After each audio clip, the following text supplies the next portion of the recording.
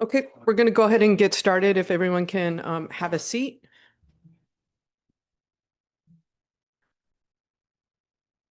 So my name is Chris Stoner. I'm the Open Environmental and Geospatial Data Lead on the AWS Open Data team.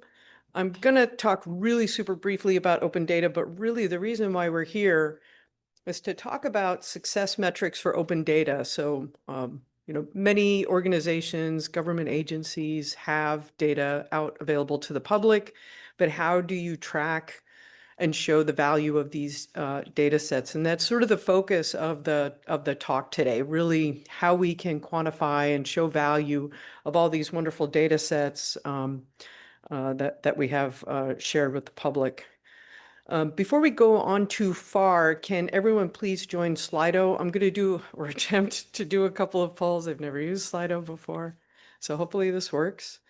The first poll should actually already be available, so go ahead and vote, I guess, or choose a selection in the poll. In theory, this should work. And I'm going to run through pretty quickly, but we have a bunch of folks joining us online, including from Europe. So I'm going to try and hop over to them as quickly as I can. So briefly, open data. If you were in my talk yesterday, this is kind of a recap. You can think of open data as two things. The registry of open data is our catalog, over 700 data sets. I think we're almost at 750 now, and over 300 petabytes of data open to the public in AWS. These data are spread across what we call communities of practice, or 4 different pillars: geospatial, environmental, healthcare, life sciences, and then the last pillars, AI, ML, but that's really starting to sort of spread across everything now. So that last pillar will likely just become absolved into the other 3. So I said it was 2 things. So we have the catalog, which is the registry of open data. The other thing is the Open Data Sponsorship Program. This is where AWS covers the cost of storage and distribution for these data sets. That makes it easy for a government agency that maybe has a remit to provide data open to the public, or a small startup that wants to provide some data, perhaps as a loss leader to the public. We cover the costs of storage and distribution, so you don't have to worry about those egress costs. But of course, there are limits and restrictions to the program, but definitely check us out if you have a data set that you want to provide.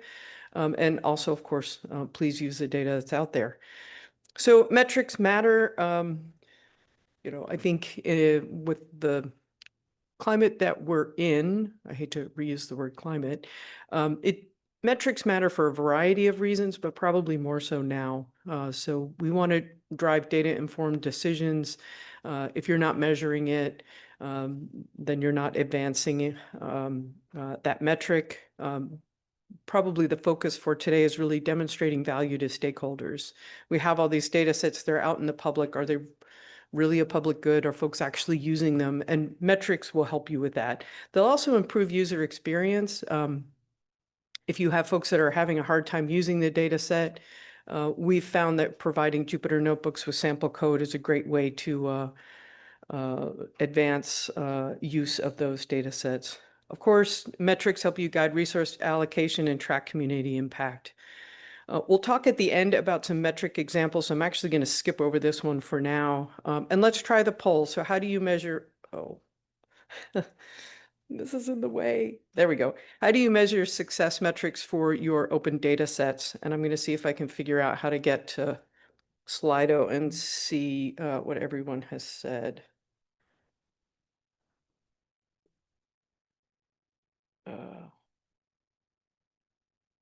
So I think it's working.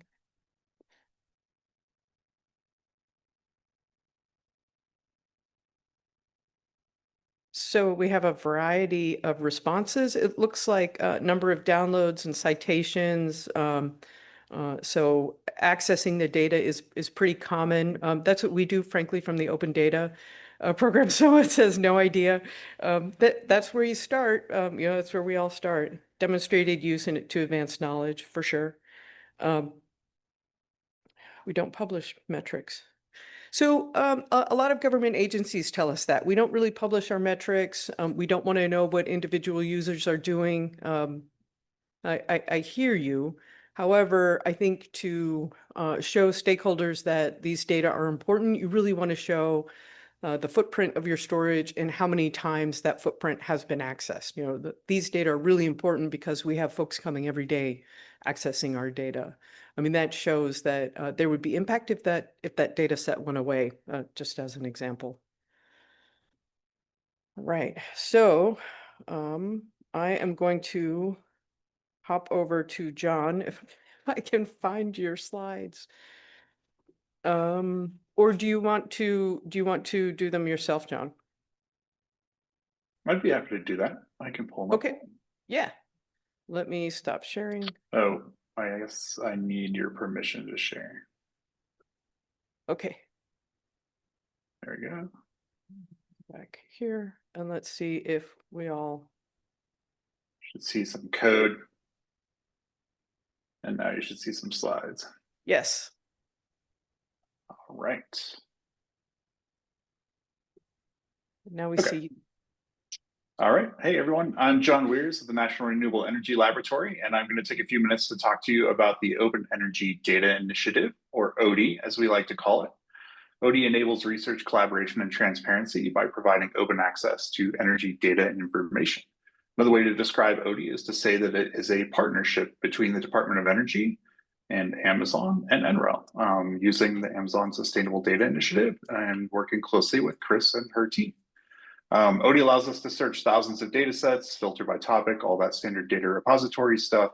But it is a centralized data system that leverages data lakes in the cloud, both data lakes within ODI's own cloud at AWS, as well as data lakes within the ASDI public access data system that you just heard about.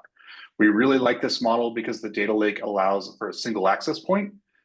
Before we built ODI, a lot of the labs were moving big data sets around. We have over 4 petabytes of data in the cloud. Some of our data sets are in the hundreds of terabytes themselves. And so if you can imagine, if you're trying to collaborate on a data set of that size, in the old days, you had to load up a car full of hard drives and drive them to the next lab. And that was actually the fastest way to get the data to somebody else, because it would take weeks, if not months, to move that data through the internet. And then, of course, you run the risk of those 2 data sets getting out of sync or one of those hard drives getting damaged. And so focusing into a centralized cloud-based data lake allows universal access, means everyone's working from the same data, reduces duplication of effort and storage, less transfer time means more research time, and means we're all more efficient with taxpayer dollars, which we really like. You can see some of our success metrics here from our About page. Over 72 million downloads, over 2,500 data sets from over 250 different organizations. Another way to describe ODI, and this is going to get into the fun nitty-gritty weeds of how we collect these metrics, but another way to describe ODI is that it's been designed from the ground up to disseminate data. So we actually federate our metadata to a network of data sharing partners using a system of metadata schema translators. Behind the scenes, ODI speaks all the popular languages, speaks CCAN, DCAT, Project Open Data, Google's data.json format, all of these formats behind the scenes so that any of these sites look at ODI, they know how to speak its language and they can ingest its catalog. And so the cool thing is that means that users can go to any of these sites and find DOE data. And that's our goal. We're trying to meet the users where they are with our federated access to data. So if you're going to Google datasets or if you're going to data.gov, you will find the same datasets that are on ODI. And from the user's perspective, it's all a seamless user experience. They click download, they get the file. They click the link to the data lake, it goes right to the data lake and they can start accessing the data. Or they can use programmatic command line tools such as the AWS CLI library or Boto 3 in Python to just plug right into the data and start playing with it. And so behind the scenes, these access requests are routed back to ODI because there's no duplication of storage. The data only exists on ODI's host platforms and in the ASDI environment. And so that has a lot of advantages. That allows us to control our presence across the internet. Updates propagate in near real time to all these sites. They all have different harvesting and federating schedules. but it results in fewer out-of-date copies of data lingering on third-party sites and creates a more consistent message and lets us keep our data up to date across the entire internet, which is a real challenge in this day and age. We also like to say we're enabling open science, and I'm just throwing this in really quick because it ties into our metrics coming up here in another slide, but we're encouraging proper data citation. So at the bottom of every data set on ODI, we have the citation in all those standard formats, and you can just click your favorite format, copy it to clipboard, and hopefully cite your data responsibly, like a good scientist. We're of course integrated with DOE's Office of Science and Technical Information so that every data set gets a DOI or a digital object identifier. And the whole point of this is to help us really create a provenance trail. So we have a reproducibility, transparency, data audit trail to help protect DOE investments in research and development. So now for the fun stuff. Here is how we collect our impact metrics. We have our metrics on the About page that are pulling site-wide stats. We also have a monthly and quarterly impact report that's automatically generated that's emailed to stakeholders that shows downloads, number of new data sets and submissions, total amount of data collected. You can see 3.97 petabytes there. Rounds up to 4 on the About page, but that's the accurate number as of the time these slides were created. And then we also send out a top 10 list. And our stakeholders really like this because these actually do vary quite a bit. There are some data sets that are frequently in the top 10, and then some that pop in and out, often in response to trends, new funding opportunities, news stories, and other things that are popping up in interest around the world. One of the impact metrics we hope to get is number of data citations, but we're still in the phase of encouraging people to cite data. So we need to get those numbers up to a more reasonable level before we start including them in our impact metrics. And we still don't totally know how we're going to quantify those. So that's work in progress, but we're excited to do that. But jumping back to this network of data sharing partners for a moment, one of the things you'll notice is that when users are going to these different sites, to Google Datasets, data.gov, they're not on our site. So we can't use the usual Google Analytics. They're giving that seamless user experience. They're downloading the data directly from that third-party site. Behind the scenes, though, it's being routed to us.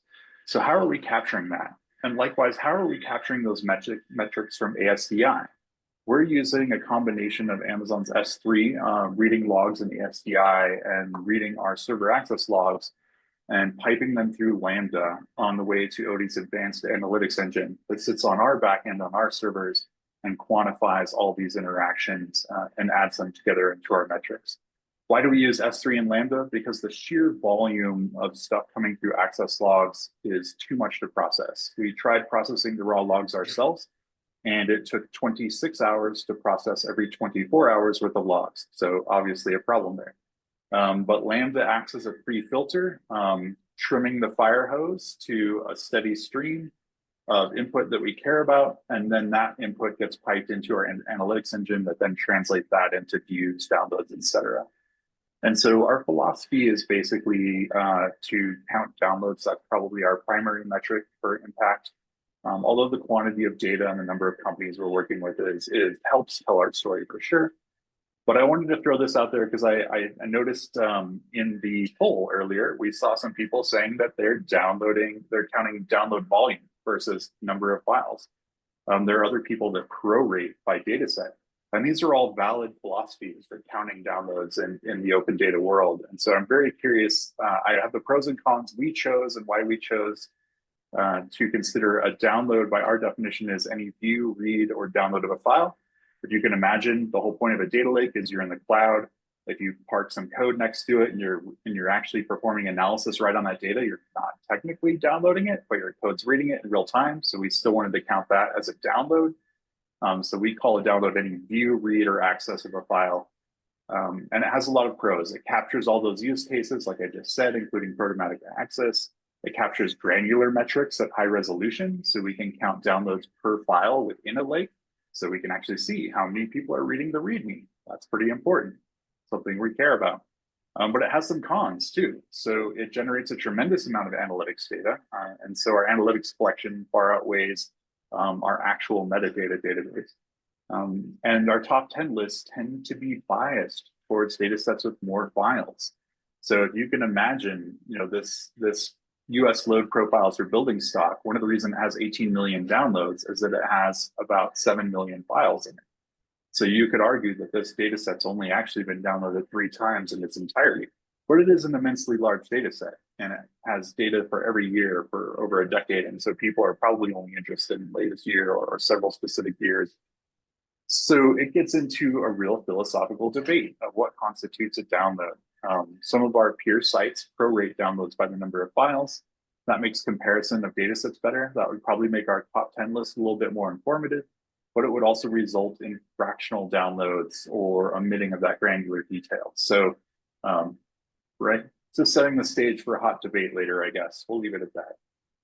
The last thing we collect is anecdotal evidence and stories. We're still very much into the real world impact, and I wanted to include this slide because it's really important.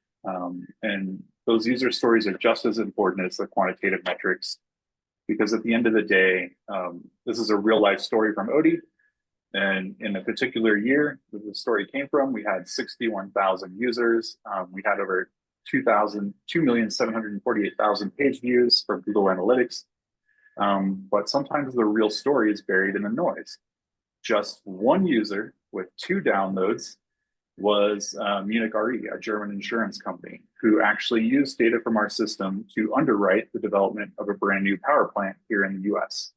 And so if the Department of Energy's mission is to unleash energy, which it is, and expand the United States energy dominance, this is a real success story where we are actually helping bring investors to the US, bring money and jobs to the US, and build up our energy infrastructure in the US. An amazing success story for us, but it's only 2 of those downloads, 2 of our 71 million downloads. And so it's a good example of how sometimes the real impact metric can get lost in the noise. You have to go digging for it. And I'll leave it at that. Thank you very much.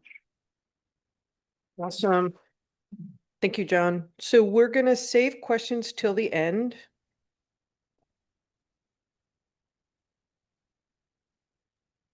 If you bear with me just a moment. I will just share.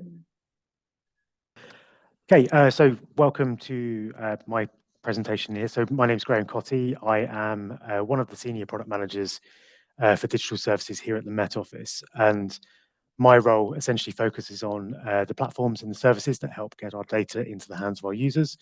And that's whether that's the public businesses or other government or UK government departments. So today, what I want to do is take you through how we're evolving our approach to data and how we deliver it, and how we're working to reduce the friction for users, and therefore how we're beginning to measure the value that the data creates across the UK and UK economy and society. So I want to go through a little bit of context on the Met Office itself first, to try and explain some of the reasons why we're going down the approach that we're going with measuring data, measuring value. So what I'll do is I'll begin with just a quick introduction to the Met Office, our purpose and vision, and then go on to explain how we operate as a government trading fund, which is part of the nuance of what we do. So what that means in practice and why it matters. And then I'll go on to explain some of our data business models and how they're evolving from a legacy of proprietary access to a more open user-centric approach. And then finally, how we're looking to starting to measure the value of our data, both in terms of direct benefits and within the broader economic impact. So as an introduction to the Met Office ourselves, we've been the UK's National Meteorological Service for over 150 years. And we're one of the global leaders in weather and climate science, and our forecast and data underpins decisions across government, business and public. But we're also a trusted voice in the times of crisis. So whether that's during stormy weather or during complete opposite into heat waves. But beyond our forecasts, we're also a major data provider. So that's generating and processing and distributing vast volumes of data and weather and climate data every day. So like I say, our purpose itself is simple but powerful. So it's helping you make better decisions to stay safe and thrive. So that's whether it's you're a farmer deciding whether to harvest, or a pilot with a flight path, or a parent deciding whether to send your child to school during a storm. And our vision itself is to delivering the most trusted weather and climate intelligence in a radically changing world.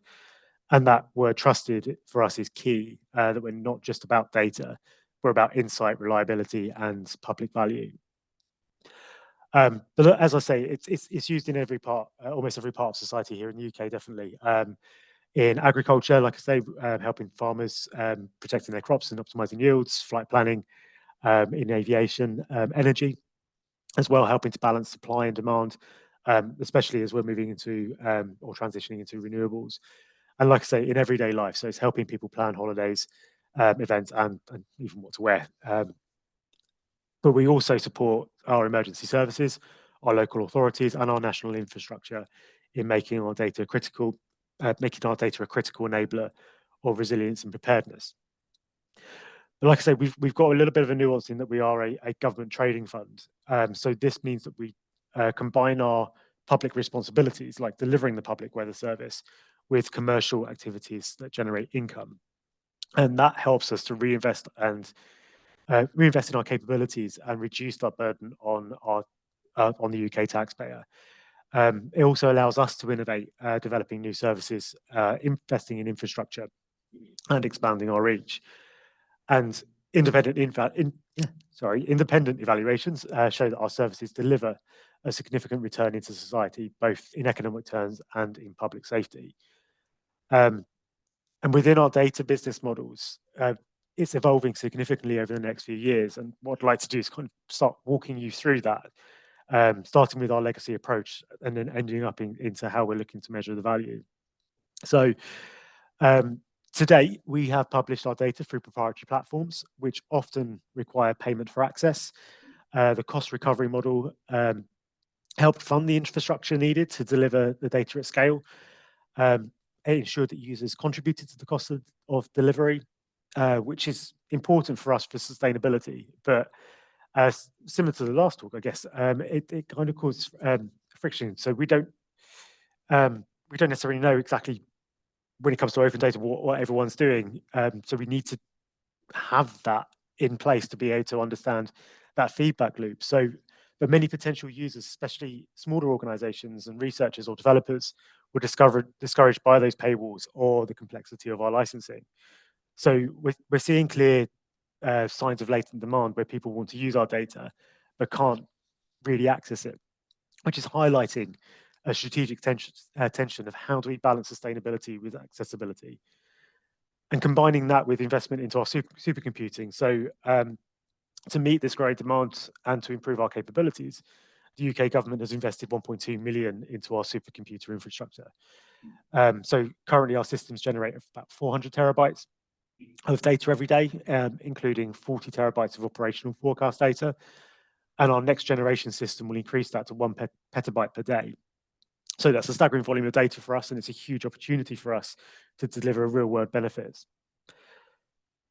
And to help with that, to better serve our users, we're restructuring our data into several different offerings. So starting with open data, where this is data that's freely available to everyone, maximizing our reach and encouraging innovation.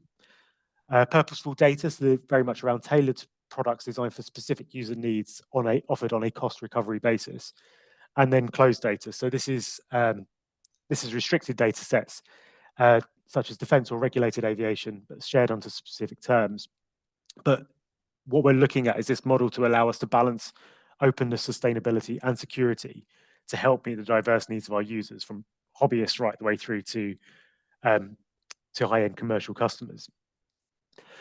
So as part of that, and we're getting to the SDI platform, is that we are working to remove the barriers to access. So by publishing data on platforms like ASDI, enabling free access and integration into existing workflows, we've adopted a standard open license to reduce that legal uncertainty and make it easier for users to get started. And we've seen a significant user engagement without impacting our commercial services. So that's proof straight away that making data easier to access unlocks real value and new users. And this shift is not just about the technology, it's the culture and collaboration and trust that we've got within our organization and with the people that we work with.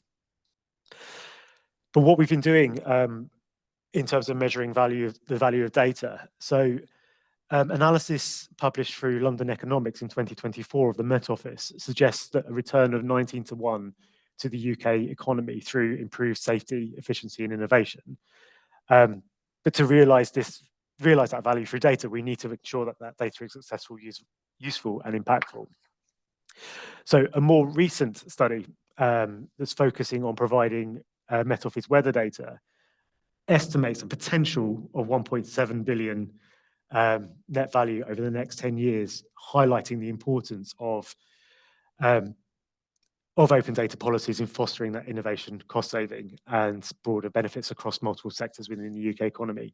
And you can see some stats on screen at the moment, which is what we've got through ASCI. So we're only at 9 data sets at the moment and uploaded just over 1 petabyte and 774 terabytes downloaded.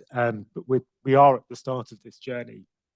And as we work to become more efficient in measuring value, we're using download volume as a proxy for user engagement. And that's historical from some of our existing platforms that we do at the moment, but we're striving to understand new ways of measuring that value as we move forward. And again, similar to the previous talk as well, what we're looking at is making our user journey in accessing and feedback on that data work harder to be able to get a better knowledge of how users are accessing the data and whether it's useful to them. But by using cloud platforms like ASDI, we've reduced our own distribution costs, making our operations more efficient. And on the flip side, by making our data more accessible, we're helping other sectors become more efficient and resilient. So therefore, having that virtuous cycle of better data leading to better decisions and therefore to hopefully better outcomes. But for us, on a next steps perspective, as I said, we are relatively at the start of the journey. So we're currently at a low maturity level in tracking our metrics. So tracking metrics like downloads and website hits. But for us, we know that that's not enough. We need more sophisticated tools to understand what that real world impact is. And that's why we're working with partners like London Economics and other academic institutions to refine our models. So what we're doing internally at the moment is we're looking at our next steps to define what good looks like and what success means in terms of the data value and better ways to measure it. But like I say, it's a learning journey for us as well, but we are committed to learning and improving and sharing what we find. But with that, I will leave it there as well, because I feel like I've talked quite a bit. But I hope this has given you a bit of a clearer picture that how we're evolving our data strategy. We're not 100% there yet. But as Chris said at the end, I'm happy to take any questions or hear any thoughts about how we might be able to do this better. But thank you. Awesome. Thanks, Graham. No worries. So I think we're going to try and do questions at the end. I'm going to try and give... Oh, it's muted. To participate in today's session and share NOD Still no. metrics with the community. First, I'd You like can to hear thank it. the NOD team. So you can hear it, but now Zura, we can't. Otis Brown, Jonathan Brannick, and Jenny Disson. Uh, NOAA Open Data Dissemination, or NOD, is an enterprise service option that provides open data from each NOAA line office via 3 cloud service providers. Can or everyone hear? CSPs, Can everyone online hear it? Microsoft Azure, Amazon Web Services, Yes. and Google Cloud. Okay. By harning the All right. scalability of the So cloud. I'm going to be nice to Adrian. Good afternoon, Start everyone. that I'm over. Adrian Simonson, All right. Director. I'm going to full screen. We're sharing. We're going to try this one more time. Good afternoon, everyone. I'm Adrian Simonson, Director of NOAA Open Data Dissemination, or NOD. I appreciate the opportunity to participate in today's session and share NOD metrics with the ESUP community. First, I'd like to thank the NOD team, Kate Zura, Otis Brown, Jonathan Brannick, and Jenny Disson. NOAA Open Data Dissemination, or NOD, is an enterprise service option that provides open data from each NOAA line office via 3 cloud service providers, or CSPs, Microsoft Azure, Amazon Web Services, and Google Cloud. By harnessing the scalability of the cloud, NOD provides end users with improved access for NOAA data, reduces their reliance on internal NOAA systems, and supports the agency's Evidence Act requirements to make unrestricted government data freely available to the public. There are no use restrictions to accessing the data. User registration is not required. Most significantly, there are no egress or data download costs for the user or for the agency. NOD has allowed NOAA to avoid over $47 million in storage and egress costs since 2020. There are hundreds of NOAA datasets accessible via NOD from across NOAA, including near real-time datasets that can support public user operations. Select data holdings often include a full period of record. NOD datasets are machine readable, and NOD is a data provider partner in the National Artificial Intelligence Research Resource Pilot. A full list of NOAA data available is listed on the NOD website, noaa.gov/NOD, which includes direct links to the dataset landing pages. Today, NOD hosts more than 72 petabytes of data across the 3 CSPs. NOD began as the Big Data Project in 2015 as an experiment. Since then, NOD has helped a lot of data owners and a lot of data users with cloud dissemination and access. 3 critical elements of NOD's success. First, NOD works with the CSPs to develop a consistent and centralized location of information with documentation on the cloud, enabling users to leverage cloud tools, scalability, and processing, and linking them with well-organized, high-quality data. Users and stakeholders can trust in that curation and spend their labor further down the data value chain. Data owners can also utilize NOD to deliver only the precise data users need by building on top of the NOD functionality. Second, NOD is an ecosystem. NOD collaborates with line offices, data owners, and cloud service providers to engage with the users of the data and to provide technical support, service delivery notifications, use case studies, publication searches, and training opportunities. We connect users and stakeholders to further the collaboration space. Third, NOD has built out a robust metrics portal that provides detailed user metrics by dataset, LO, and cloud service provider, including overall storage volume, data interactions by count, which is how many times the user touches the data, and interactions by volume, which is how much data is used. The metrics can then be used to inform retention periods for specific datasets, as well as to provide insights into how and when the data is being used. Jonathan Brannock will brief you next on how the magic happens. I'll focus on recent metrics and the insights we've gleaned. Note, NOD metrics only relate to data usage and not to who is using the data. We don't know who the users are until they ask us questions via nod@noaa.gov. This slide shows figures and monthly-wide metrics from the NOD metrics portal for the period of April 15th through May 15th, 2025. On the top left, the monthly metrics show users utilized over 22 petabytes of data by volume and interacted with the data nearly 63 billion times during this time frame. These are significant increases from previous months and years. Looking at the figures on the bottom, starting with the one on the left, users have interacted with about half a petabyte a day on average, and over the course of the month, we see a couple of spikes of 1 petabyte of interactions by volume in a single day. The figure to the right shows that user interactions by count averaged about 2 billion per day, and we see a single spike of 4 billion per day during this time frame. All of this data is being accessed with no impact to other users. This scalability is not possible with on-premise systems.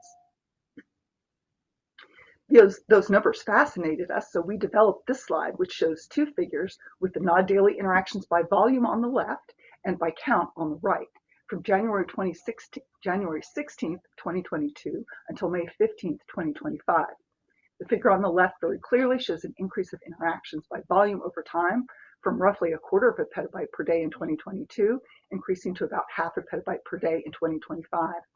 The figure on the right shows daily interactions increased significantly in September 2023, and there is an even more recent uptick beginning in late 2024 and early 2025 that include these very large spikes of billions of interactions by count per day. The last date on this chart, May 15th, 2025, shows interactions by count of 4 billion per day. Now let's review a slice of the data in pie charts, showing the interactions broken out by line office for the month of May 2025 only. The pie chart on the top shows the volume of data available by LO. More than 60% of the data is weather service or model data, and nearly 35% of the data is NASDAS or satellite data. With respect to the 0.1% for the National Marine Fisheries Service, I'll note there are quite a few fish data sets on NOD, broken out by regions and science centers, for example. But fish data is not big like satellites or weather models, so the volume is tiny in comparison. The pie chart on the bottom left shows interactions by volume. Weather Service is nearly 78%, and NESDIS is just over 17% for the month of May 2025. The pie chart on the bottom right shows interactions by count. As you can see, 92.9% of the interactions by count in May 2025 have been with Weather Service data, compared to just 0.1% with OAR data. The analysis begins to highlight differences between the types of data and when they are used. We were interested in whether this type of interaction was continuing and looked at the same metrics for June 10th to July 10th, 2025.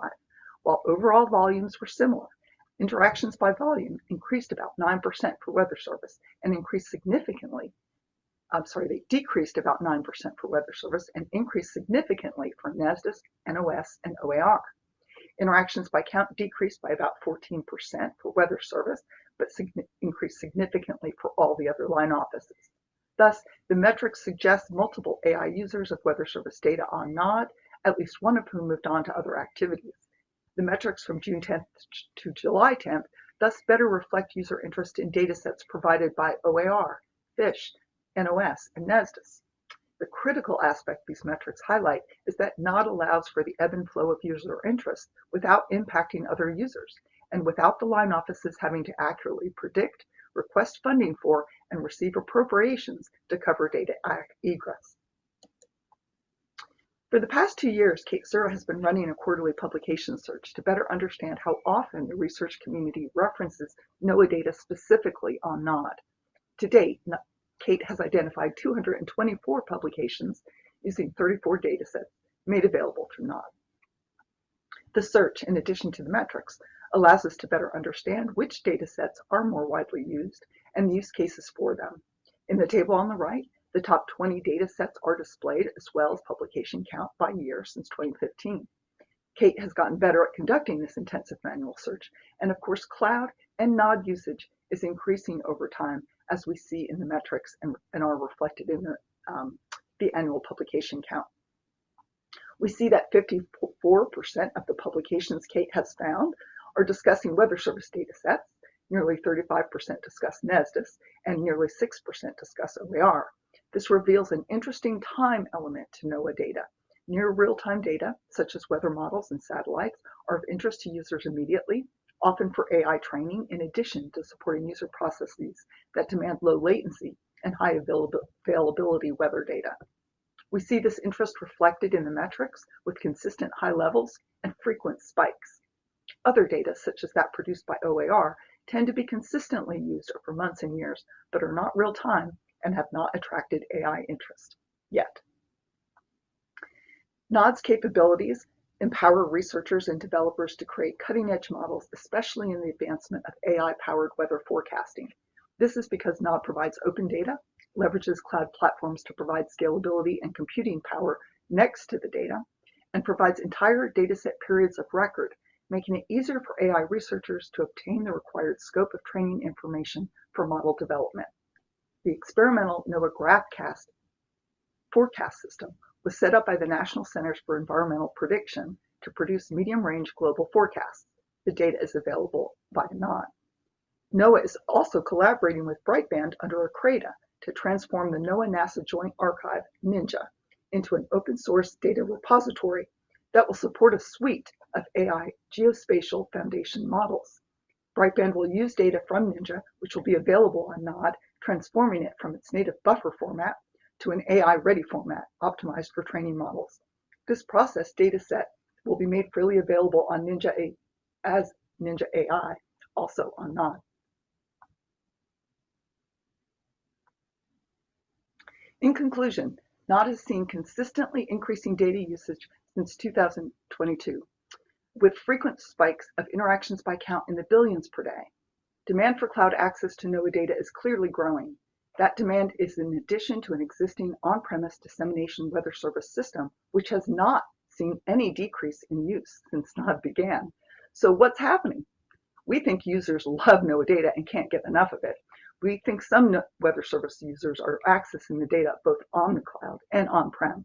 But the significant increase of user interactions with weather service data on the cloud, given that NOD provides a period of record where feasible, likely reflects a new trend for users toward AI weather forecasting models. Weather Service data is about 60% of the data on Nod by volume and is the most interacted with by volume and by count. NESDIS is 35% of the data on Nod by volume and the second most interacted with by volume and by count. We expected this of NOAA's big data. The metrics show, however, that while not all NOAA data is big, all types of NOAA data benefit from cloud access for their users.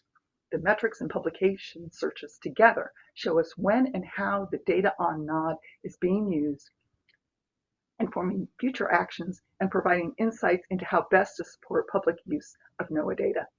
Finally, Nod is able to meet the growing demand for all types of NOAA data without increasing costs because of the scalability made possible by its public-private partnerships with the cloud service providers. Thank you.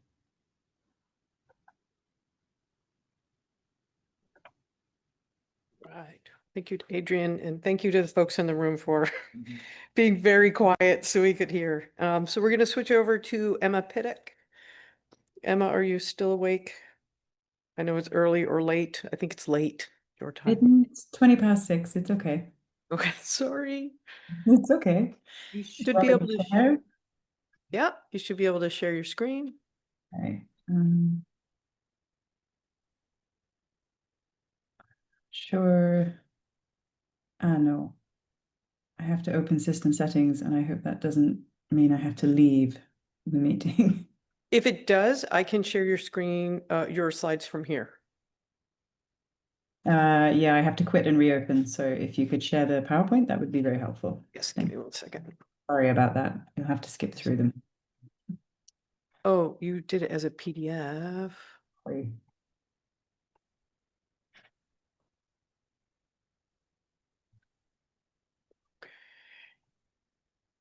Will that work? Yes. How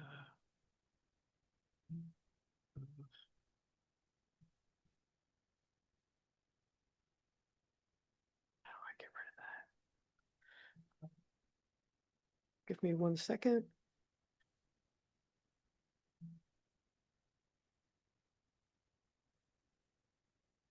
Anybody know how to get rid of this thing? Isn't F11 full screen or something? Or F12? I can't remember. And that should disappear then. Yeah, I did download it though. It's better than. Yeah. Yeah, we're just gonna go with this. Okay. Go for it, Emma. Okay, so good morning to all of you in the US. My name is Emma Pittock, and I work at the European Centre for Medium Range Weather Forecasts, which is a bit of a mouthful, so it's ECMWF. My role at ECMWF is Data Policy and Partnership Coordinator, and I'm primarily focused on data provision, so real-time archive data, etc., but also on data usability. So I'll go through a little bit about who we are because I'm talking from multiple points. So ECMWF, for anyone who doesn't know, is an intergovernmental organization, and we are 50 this year. It's our birthday, so to speak, and we are comprised of 35 member and cooperating states. And with this, I mean the countries within this map in Europe, including the UK Met Office, as Graham was talking. We have around 550 staff. And within that staff, we operate 2 Copernicus, EU Copernicus services, the Climate Change Service. So you may have heard of ERA5, the large reanalysis data set. And we also operate the Atmosphere Monitoring Service, so more about pollen and atmospheric gases, etc. Primarily, we are a 24/7 operational service producing operational numerical weather prediction. And we have a number of models. We have 4 forecasts per day. So these go out to 15 days, but we also have a sub-seasonal and a seasonal forecast. We are a research institute, so we spend a lot of time with our member and cooperating states researching the future provision of forecasts and learning more about how to make the forecast better, improving them every year. And then we have some other activities that we call third-party activities called SEWA, or Space for Early Warning in Africa, and Destination Earth. And for the purpose of this presentation, I'm primarily going to focus on the open data provision from our operational service and from the Copernicus Climate Change Service. We have too many to cover in one. Okay, if you carry on. So one of the things to mention at the start, which I won't go into too much detail, is similar to the UK Met Office, we have undertaken a socioeconomic benefit study in 2024. The publication is linked on this slide, and it was done by Citizen. And they broke down the process, and they interviewed, they reviewed statistics, publications, the amount of data we provide, and these are all sort of metrics that they used within the study to evaluate the usefulness of ECMWF as an organization. So I won't go through them all, but you'll see things that we use 100 million quality controlled observations daily. We produce 360 terabytes of forecasts per day. We disseminate around 100 terabytes in real time. That's not necessarily the open data, which is a small fraction. We distribute around 200 terabytes of environmental monitoring data, and all of this culminates in about 1.3 exabytes of archive data with 300,000 users. So we have quite a lot of data. It's enormous. I don't think anybody else has a copy. And this is one of the metrics we use to look at our success over time, is the growth of the archive. Next slide. So again, in not too much detail, as I mentioned, we provide different types of data. We have the ERA5 reanalysis, which is a large backwards-looking data set going back to 1940. This is an open and free data set published via the Copernicus Climate Data Store. Then we have the medium range, subseasonal and seasonal forecasts. And these data sets are in varying statuses of openness and freeness and where they are provided. But for the most part, from October the 1st, 2025, in coincidence with our 50th anniversary, all of our data will be openly available. And this is a huge achievement for ECMWF. Okay, next slide. So more importantly, how do we serve it? And the reason I've described this is because despite being the operator of both of these open data sets, we operate them in different ways and achieve the same kind of fair score. And we have different metrics for different open datas. So the middle column is ECMWF IFS and AIFS. So this is our NWP model and our AI model.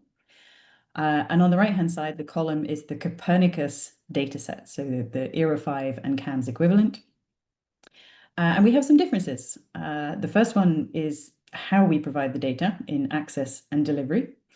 We use our own FTP to provide around 4 terabytes per day of open data, but we also serve this via the Amazon Web Service Open Environment Program. We also serve it via Google Cloud and Azure.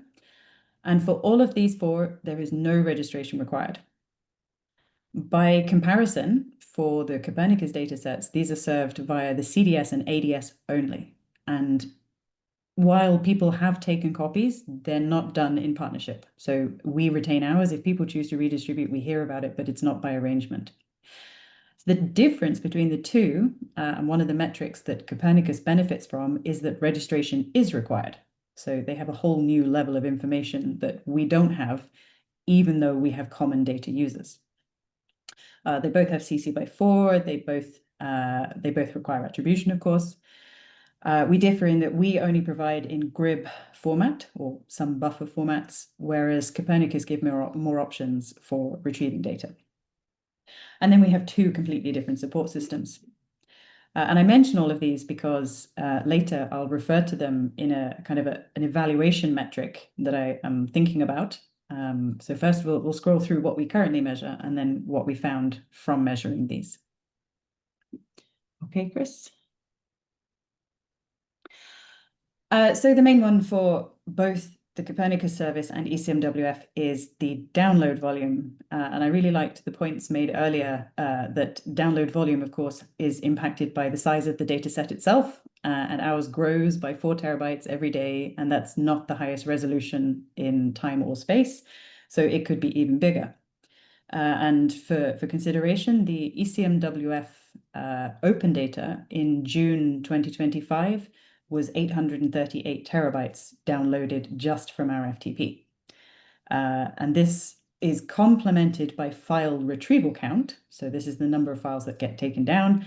And in June, that hit 10 million, 100 million. It was 98 million in May and 100 million in June. And this has grown. In January 2024, our volume download was around 185 terabytes per day. So it is exploding in its usage. And this is a great measure of how far we are or how much we are sending out with limited changes to the models at that time. CDS also tracks their volumes. They do a monthly report, quarterly report, and they review individual user counts in those cases. One thing I should note for ECMWF is that while we track the volume, and it's 838 terabytes, we don't know anything about the user profile. There's no registration, but even worse, we don't track the IP addresses because we have a load balancing system. So we only see our own IPs, and it makes it very difficult to indicate a geographic extent of our data usage, even if theoretically we know those users all over around the world. We don't track the attribution of DOI yet. We have the DOIs attached, we display them, but DOI is a really tricky one because there aren't many commercial services that will willingly show a DOI in their attribution or in their service. We haven't found too many that are openly displaying each dataset DOI that they use in their services. And attribution quality is an area where this varies enormously, and how to track it. While it would be a nice metric, because of CC by 4, it's not something we can achieve at the moment. Next slide, please. So as I mentioned, we can't see who uses the ECMWF open data unless they're really grumpy and they come to us about it and they ask us questions. Conversely, we can see who uses the Copernicus data if they get it from us. And equally, we hear about it if they're grumpy there too. There's a limited link between the data and the outcomes, especially if they don't attribute the DOI or the attribution. So we see the volume, but we don't see anything beyond that point that would be conclusive, I would say. Visibility seems to be very heavily linked to redistribution. So redistributors are very willing, because it attracts people to their service, to display the attribution and publications, and they make it very obvious. But we have a number of commercial companies that point blank refuse to attribute and recognize ECMWF. And one of the problems for ECMWF and for many is that if people don't know that our data is being used, how do we justify our existence? And if we don't exist, then they don't have the data, and then their service is changed by the lack of the data. So it's a vicious cycle that needs a resolution, ideally. And then despite our 100 million downloads, we actually only got 500 responses to the Open Data Survey. And the whole goal behind the survey was to improve our open data offering. So you'd think you'd get more users responding to make demands of the service. So we actually use the survey as another metric to determine the reach. If we only reach 500 people, then maybe we're not reaching enough of our community. And if that doesn't grow, then we're doing even worse, potentially. So next slide. So what have we learned? And this comes down to how we combine all of these different metrics and all of the existing frameworks that exist, like the FAIR metric. And if you scroll to the friction factors, we're trying to make an internal assessment based on specific dataset friction factors. And these link to the FAIR ones, which obviously are how to serve data and to standardize this, but it goes one step further about comparing these across different data sets. So the documentation quality, there could be documentation, but if it's not great, then you're introducing friction. And by way of example, the Copernicus Climate Change Service, their documentation is beautiful, really, really nice. By comparison, the ECMWF, despite being driven by the same underlying model, is maybe not as robust. And so we see a deviation. We have many, many more support tickets for the ECMWF open data compared to the Copernicus. And the difference there in the metric there is that the documentation quality is very different. So we're working through each of these different friction factors, and you could consider assigning a score when you look at your data set and say, okay, well, it's provided with a standard API versus a custom API. We have 4 different APIs for 4 different data sets, even if they're all REST APIs. In one organization, that seems a bit, tricky, let's say, and could introduce friction, which makes your data set harder to use. So you should see a correlation. If your friction factors are as reduced as possible and your data set is as smooth as possible, then you should correspondingly see a growth in the use, the uptake, the volumes, and also the reach of your data set. So by way of example, I very personally scored our data set. So if you scroll to the next slide, we did a little comparison and compared the IFS open data with ERA 5. 5 is very smooth and 0 would be very high friction levels. So for some of the factors, not all of them. And you can see that it varies, even for 2 data sets provided by exactly the same provider. I would have hoped that maybe we would have had a better, more aligned scoring for these ones, but we don't. We have differences. We have great support and documentation in one and slightly less so in the other. The access platforms are great for the IFS because we use the clouds, but for Copernicus, that's maybe a bit harder. So when Copernicus is slow, everybody is impacted. Customization of data, all of these factors. And then if you scroll down again, taking it one step further, and in this case, anonymizing 5 different data sets, you can see that if every user has all of these different factors and different friction factors, different APIs, different things, you start to get a bit of a mess for users for interoperability and usage. So wrapping up mainly is what would make a good KPI. And if you go to the final slide, I think it's final, yeah. So what we're discussing internally is potentially a composite score that considers multiple factors, not just volume download, because it's proportionate to the size of the data set in the first place, attribution instances, number of retrievals, user diversity, support demand. For us, if our support tickets go down, it's a dream come true. It means we're doing better with the documentation and the information needed to use the data. Value chains, repeat access, how many files get hit more than once? For ERA 5, we know that it's been hit so many times, but we don't know the same for ECMWF open data. And then we were posing a question about whether the idea of a journal impact factor could be translated as a metric for open data, a data set factor, although this is harder to implement in practice. So those are our thoughts on the metrics around open data and what we track so far and where we're headed with this. But I really look forward to a discussion on how other users are planning to record more metrics or what could be a standard comparable metric. And thank you for your time. Awesome. Thank you, Emma. All right, Jonathan, are you still on? Do you want to go ahead and present? Yeah, sure. I'm here. Let me start the slideshow. Screens. All right. Can you see it? Yes. And of course, Zoom moves everything around. All right. I'm Jonathan Brannick. I work for North Carolina State University, and part of North Carolina State University, I work with the Cooperative Institute for Satellite Earth System Studies, which is co-located with NOAA's National Centers for Environmental Information in Asheville, North Carolina. Today, I'm going to talk a little bit about the metrics report that you saw Adrienne Simonson talking about in her pre-recorded video. And I'm going to talk a little bit about how we built that report. So what were our objectives going into this were to collect information at the per bucket level. And one of the things we did with NOD early on was to try and separate the data sets, one data set per bucket. And so that really gives us the high level metrics at the bucket level. The other thing we wanted to do was to summarize it for a week or a month at a time. So dataset PIs could look and say how their dataset was trending up, trending down, were there spikes in the usage, is the dataset growing at a steady rate. And with nearly 400 buckets in the NOD program, scalability is critical. You've already heard about some of the challenges of processing server access logs and how that becomes a big data problem in itself of the velocity and variability of the data sources.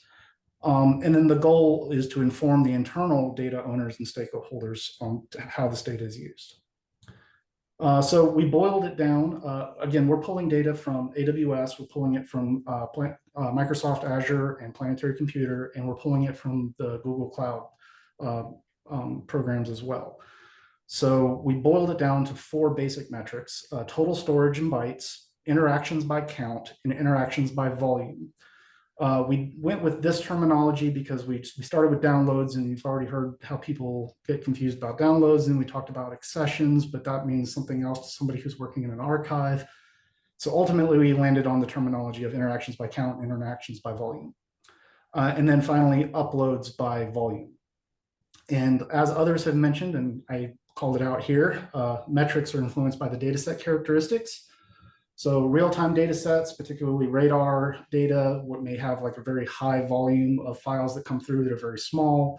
We have model data, which is a smaller volume of files, but very smaller count of files, but a very high volume. And we have satellite data, which is somewhere in between. We have large-ish files and a high rate of files.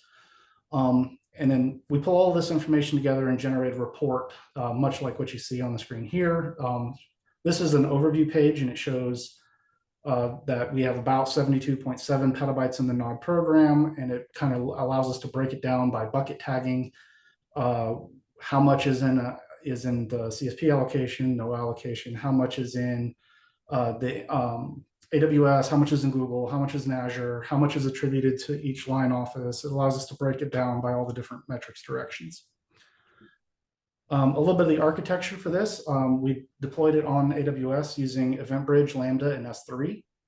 The process is driven by AWS EventBridge, and it uses rules and jobs that are very similar to cron jobs. It initiates Lambda functions that go out and pull the metrics from Amazon CloudWatch, Google Cloud Monitoring, and the Azure Metrics API. And it dumps that raw data as it receives it into an Amazon S3 bucket. And then at some point later in that day, the EventBridge will then call another metric, cleaning Lambda. So that Lambda will go in and take all of the data, put it in a common schema, in a common format, in Parquet, and puts that in S3. We then use that information that's stored in S3, and we open it with polars and Python, and we provide that as the background engine to drive our reporting and visualization website. The other technology we used here is authentication through Google, since NOAA is our stakeholders in this case, all use the Google authentication backends. So that allowed our stakeholders to be able to authenticate to the system. One note that we wanted to talk about with this approach is eventual consistency. Since we're pulling the data from services that may or may not, that are distributed, when you pull for real-time data very quickly, you may get a higher number, then a lower number, then somewhere in between. And eventually, after the whole system's coalesced, you end up with the real number. And that's when you reach eventual consistency. We found that most of the time this happens within 24 hours, occasionally slightly over 24 hours. So we limit our search window to 2 days ago. And that's just because the recent data may be unstable and we'll see spikes and drops in the data. So that's one note there. The next thing I want to talk about is privacy considerations. As others have mentioned, we do not have any type of authentication to get this data, which means there's no privacy policies, no terms of use, all the compliance requirements there, which means the use of server access logs are extremely limited or restricted entirely. So we have to come up with other ways to look at the data and produce overall trends and patterns. And then, as we said, going out and building use cases and scientific paper searches. Some of the future plans we have is to incorporate additional metrics from Planetary Computer and Google BigQuery and other services that are built on top of the data. That's something in the future. And then expand into additional metrics where there's value and we can add it into the metric support in a way that is intuitive and useful. One more thing I wanted to kind of highlight, we have gone down the log parsing route. And as you've heard here, that is a huge problem. We have over 100 terabytes of log data that we've parsed, we've hashed, we've aggregated, we've saved it, we've processed it with Athena and Glue and other tools to try and pull information out of that. And we built data sets that we do specific queries on that allow us to go for period of record. And so that may be how much data is used on cloud versus off cloud, which products for a given data set are most popular, or which top level domains are using our data the most, or how is their use changing over time. And some of that information is available in our Science Advances paper we published in 2003. The DOI is on this slide if you're interested in reading that. And a couple other things I just wanted to call out that are adjacently related. We've been trying to make use of S3 bucket inventories and making those available on Nod to the general public, and then hoping that may help drive the creation of a stat catalog. The other thing is we also made a real-time version of this dashboard using Lambda, Elasticsearch, and Kibana, and I debated on it whether I should even include this. I decided to add it, but we ended up shutting it down because we found that it was very expensive to run and that there weren't a whole lot of users that needed the real-time access to the information. So I just wanted to add that in there. And that is a glimpse into how we're helping demonstrate the value of NOAA data on the cloud. Thank you. Awesome. Thanks, Jonathan. All right, let's see if we can get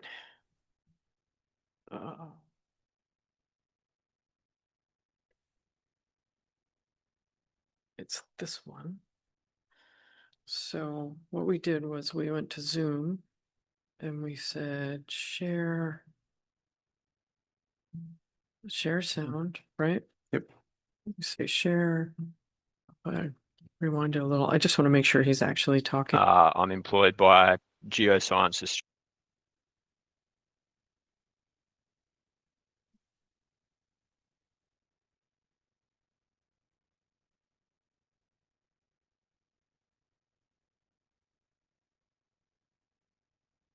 Give him a second. He talks at it.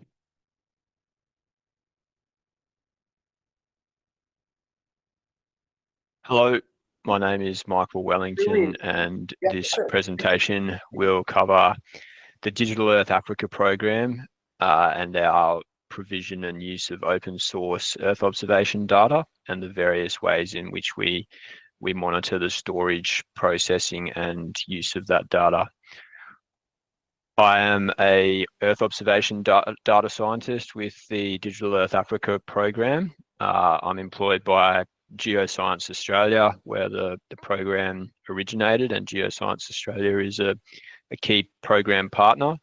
And I'm fortunate to work full-time on Digital Earth Africa alongside colleagues from various countries across the African continent, as well as worldwide science and technical team as well. The mission of Digital Earth Africa is to unlock the power of satellite data by delivering analysis and decision-ready data products and services that draw on Earth observation data from satellites and other spatial technology, and ultimately address social, environmental, and economic challenges over and across the African continent. In terms of our technical architecture, you can think of it as a value chain from data acquisition from the satellite on the left, and the value chain proceeding all the way over to the right, where our data starts to meet our users. So data is first acquired from a satellite and then undergoes some pre-processing before it's transferred to our storage, and that's where our management starts. Digital Earth Africa is bounded by the blue dashed line there. Our data is stored under AWS S3, and with great support from Amazon Web Services, AWS, the Sustainable Data Initiative, under an open data agreement, and it's stored in the AWS Cape Town region. With the data that we get from the satellites, we also process that data into further downstream derivative products. So we turn the satellite data, for example, into maps of all the water bodies in Africa and maps of the shorelines across Africa for several years retrospectively. And we do that processing with computing resources again in the AWS Cape Town region. With all the data, so both the input satellite data and all our derivative products and services, we then make that available to our users through several platforms. So users are able to access their own cloud computing environment with the Sandbox. They're able to visualize and do some basic analysis on Digital Earth Africa maps. We have the Geo server, which makes the data available on several GIS platforms. And we also have the DE Africa Explorer, which is a visualization of our Open Data Cube database where users can see the spatial and temporal extent of data available and download it themselves for use in other platforms. So we'll have a look at how we monitor each element of the items managed by our program, the storage, the processing, and then the usage of that data in following slides. Starting off with the storage, the Earth observation data is characterized by very large data volumes. It's multidimensional in both space and time, and also has many bands in the case of satellite data, spectral bands. So we store at the moment around 9 petabytes of data in the Cape Town region on AWS S3, and that's shown in both shown on the left-hand graph there. The right-hand graph shows that a large proportion of that is Sentinel-2. Sentinel-2 is a relatively high spatial resolution satellite powered by the European Space Agency. So it has a 10 by 10 meter pixel relative to Landsat, which is 30 by 30 meters. So even that fairly modest difference in spatial resolution leads to quite a big difference in storage volumes, which you can see in the graphs. You can also see that as time passes and the satellites keep orbiting, they keep acquiring more data. So our data volumes are increasing steadily, but we also add new data sets to the platform from time to time, and on the left and the right. That's evident with the addition of a reprocessed new Sentinel-2 data set. So we use this storage monitoring information to project our future storage volumes, and we communicate with our partners at AWS about how that storage is likely to change over the coming 12 to 18 months in advance. As you saw, the satellite data is continuously being delivered into our platform via ingestion pipelines, and we have a couple of different ways to monitor those ingestion pipelines. So we have Grafana weekly checks that run and deliver a report in JSON format that goes into our S3 bucket, but it also delivers a report directly to a Slack channel, which you can see on the left. And that reports any gaps in the data, any missing data sets, missing files, dead letter queues, all that kind of thing. So we can use that to monitor the health of the pipelines and rectify any issues. We also conduct regular visual and sense checks of the data sets. You can see our Sentinel-2 archive on the right-hand side in the Digital Earth Africa Explorer platform. And it shows the temporal availability of the data from 2016 to now, July 2025, and it also shows the data in space. You can see that we've got over 5 million data sets or scenes, and it was last processed around a day ago. So we have data being continuously delivered on an hourly to daily basis. In terms of monitoring the number of requests to our database, both internally and externally, we have a couple of Grafana dashboards, one of which is shown here, the number of OWS, which is a Maps web server requests by second for a period of hours. Because of the use of Sentinel-2, that's S2, L2A, and quite a number of base maps, we get a fairly high number of requests for that quite consistently. And then the requests for other data sets kind of come in intermittently around those. But we do check this dashboard from time to time just to understand which data sets are being requested by our users. We also have a Grafana dashboard for monitoring our processing compute. So this is compute that's used internally to take the satellite data into derived products like water bodies or coastlines or water observations. So those workflows run periodically, and we can see here over a period of a few days that has been some processing work done, and we monitor the CPU and memory usage of those processing workflows just to identify any anomalies. But we also heavily rely on this dashboard when we're prototyping new products, so we can project and budget for expected processing costs when we scale those products up to operational continental production. In terms of monitoring the usage of our data, we find that a whole range of, at their face, fairly basic but very informative user metrics really help us understand how people are accessing our platform. So at the surface, that comes down to simply the number of registrations and number of users we have on each of our platforms. So sandbox registrations, number of unique maps users, people who have completed our online courses, for example.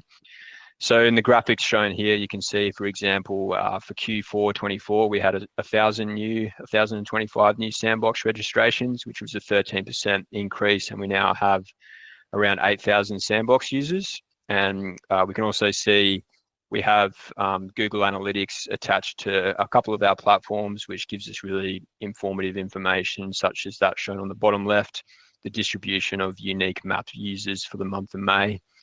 And then bottom right, just a breakdown of user engagement across our various platforms. And that's really the basics of our usage monitoring, but we find that really informative just to understand the cut through and adoption that we're getting across the African continent.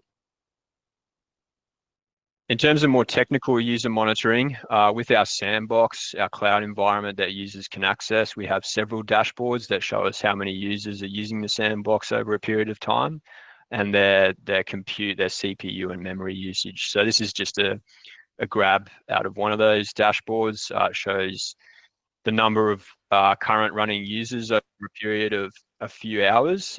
And it looks like from this dashboard, there's 2 kind of dormant users and then 1 user logged in to make it 3 total users. And that user who logged in was fairly active. Their CPU was quite active at that time. So it gives us an indication of the volume and nature of the use of our sandbox platform.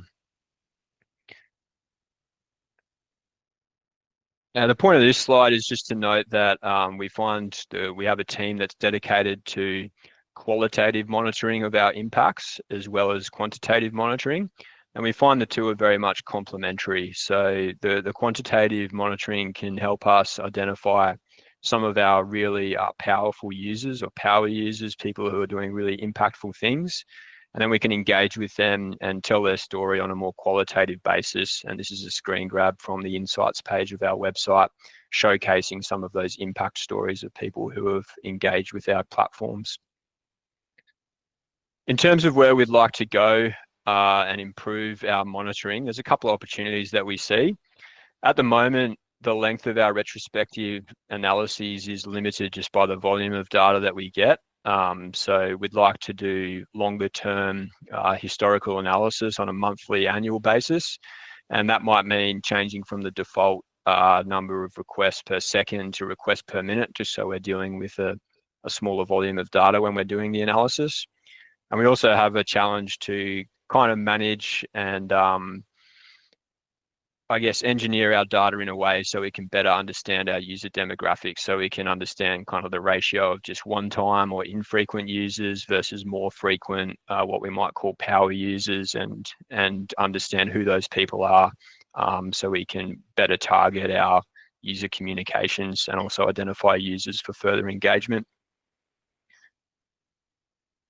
Finally, just acknowledging the support of our partners listed on this slide, and in terms of the monitoring and platform, especially the support of AWS for our data storage, and we work with them closely on compute as well. Thank you, and we look forward to anyone getting in touch if there's any further questions. And thank you to Michael. So we still have, I think, like a minute. I'm just going to open it up really quickly to questions. First come, first serve. You can either post them in the chat or in the room, just holler if you have any questions. Otherwise, we're going to break for coffee. So I'm going to wait and see if there's any in the chat. Oh, we got a question in the room. Okay.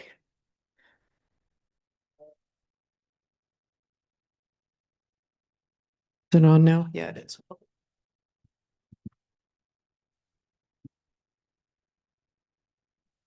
Yeah, I loved all those presentations, and I think it's a really interesting topic. And I'm wondering, where's the best place to try to get some agreement or collaboration? Everyone is having their own definitions, their own flavors, how they're measuring things. And is it ESIP? Is there some standards or something? I don't know. Yeah, it's a good question. I'm going to open it to the folks on the call. Anybody have some thoughts? Do you want to talk about it here? Where should we convene some sort of agreement on what should be measured and how we measure across? Anyone have thoughts? My 2 cents is that it makes sense to follow what English language, so communications. It's less of a technical thing and more of a communicating the meaning of your message and making sure that people understand what you're trying to say. I don't know if that helps come to what this is what we should call it, but that's why we ended up with interactions by volume, because we're trying to convey what it is and not conflate it with anything else. But happy to hear other answers. Yeah, I think I'll just add, I think the reason there's a discontinuity is that every data source, every data repository is different, and the data that they're housing are different. And some metrics make more sense for some types of data sets than others. I think where you get into the fun debates are on the sort of aggregate data warehouses, where they're housing tremendously disparate data sets and trying to collect metrics across those. But for the more focused and mission-driven data channels, we'll say, they need to pick the metrics that make the most sense to them, and those are going to vary from project to project. Yeah, that's fair. We also have a comment in the chat from Tasha. I think an important metric is whether a data set can be programmatically accessed and streamed into memory. Using the cloud is important. I'll second that. I wonder if there could be a way that data providers could let users know when a data set meets these standards and what level they support cloud use in that ways. So it's interesting that that you mentioned cloud use. I think that's one thing. I know Jonathan and I have been talking about this sort of like crawl, walk, run levels for AI ready data, because I think we've got like a lot of different things that we're trying to get out there to tell people, here's the level of support that my data has. You can use it for these purposes, but it's not quite ready for some other things. It might be cloud optimized, or it might be in a cloud optimized data format, but it might not be chunked appropriately for the cloud, or maybe it's cloud optimized, it's chunked for the cloud, and now the metadata is ready for generative AI. All those 3 steps are really important. So it's not just having your data in the cloud, but what you've done to it to make it work in a performant manner in that medium. I think we have some other folks. By far the biggest barrier to working in the cloud. These are often covered by FAIR and FAIR standards. Odie features both badges on its about page to inform users these are met. That's a really good point, John. We sort of already have a way to alert the community to what we've provided with FAIR standards. I just don't know that we have an AI ready badge in FAIR. We might. Do we? That's what FAR is. FAR is a terrible acronym, but it stands for FAIR plus AI readiness and reproducibility. And so it's less well adopted than the FAIR standards, but it's one that we're trying to advocate for an increase in adoption. Fantastic. FAR. Learn something new every day. Anybody else? All right, great. I want to say thank you to all the speakers, especially the folks in Europe who stayed late for this call. Again, you can reach out to any of us.